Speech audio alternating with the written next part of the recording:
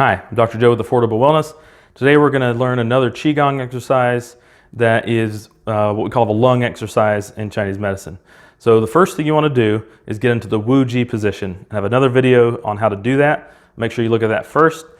We're going to put our feet parallel, knees relaxed, pelvis rotated forwards, the rest of the body upright, and our arms round at our elbows bent. Now this is the starting position, and what you want to do from here is bring your arms up straight in front of you so that your wrists are roughly the same height as your shoulders, okay?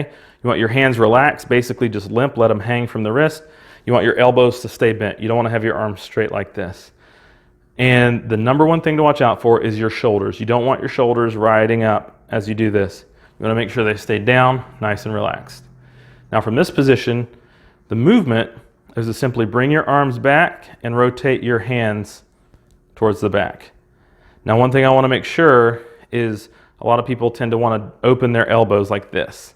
We're not opening the elbows at all. The elbows maintain the same amount of curve. All the motion is coming from your back, from your shoulder blades. So think of pulling your shoulder blades back and then rotating your hands like this, okay? And then you come back, just reverse that process. Now one thing you want to keep in mind too is you don't want to force out like this. You don't want to push it. It's not a stretch. You're only going as far as your body sort of wants to go. So as you bring your arms back, mine feels good about right here. I don't have to put any more force to bring it back, and then I let it come back forwards and my hands come forwards. Now the second part of this is the breath. As you do this exercise, you want to breathe in or inhale as your arms open. So we'll breathe in and then out as they close. In, out,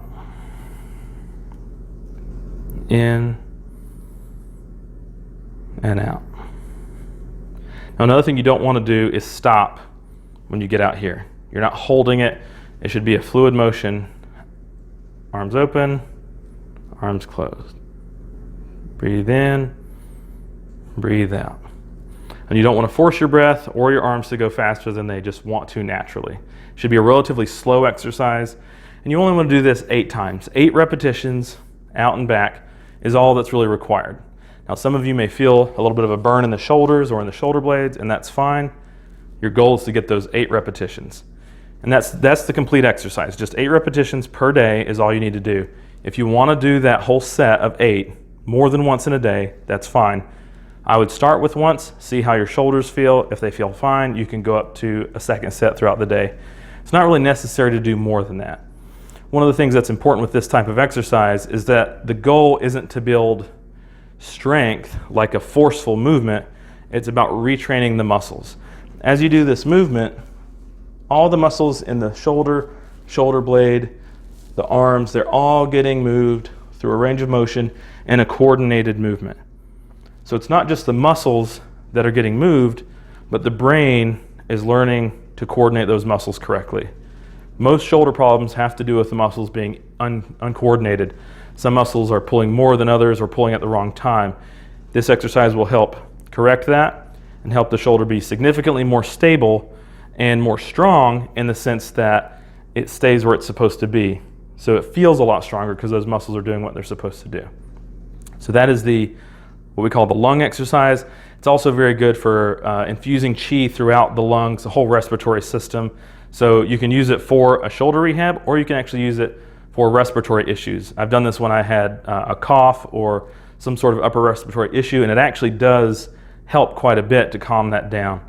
So you can use it for either of those situations. It's very helpful. It's very safe. It doesn't cause any pain typically because it's so gentle. So this is a very good exercise to do for those situations. There's more exercises to come. So if you'd like to learn more Qi Gong exercises, check out the rest of our videos here on YouTube. You can go to our Facebook page, Affordable Wellness, also our website, mountairywellness.com, or come see us at our office in Mount Airy, North Carolina. Thanks and have a nice day.